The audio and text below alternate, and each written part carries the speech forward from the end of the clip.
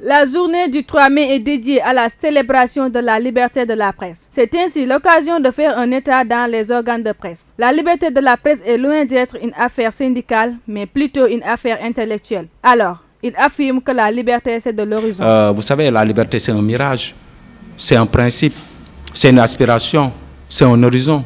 Toujours approché, mais jamais touché. C'est un peu à l'image du soleil, c'est l'horizon.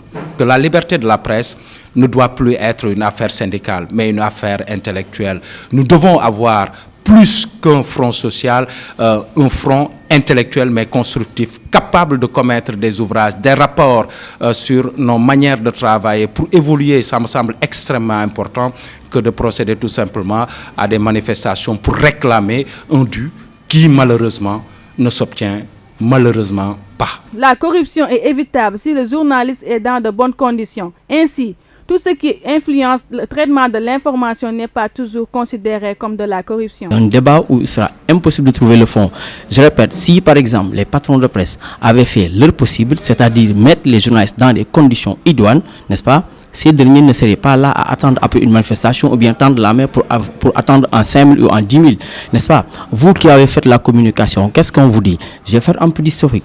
Par exemple, là, on vous dit que voilà, c'est le budget inclus dans l'organisation. Un budget inclus dans l'organisation, le fait de donner par exemple en 5 000 ou en 10 000 à un journaliste, ce n'est pas la corruption.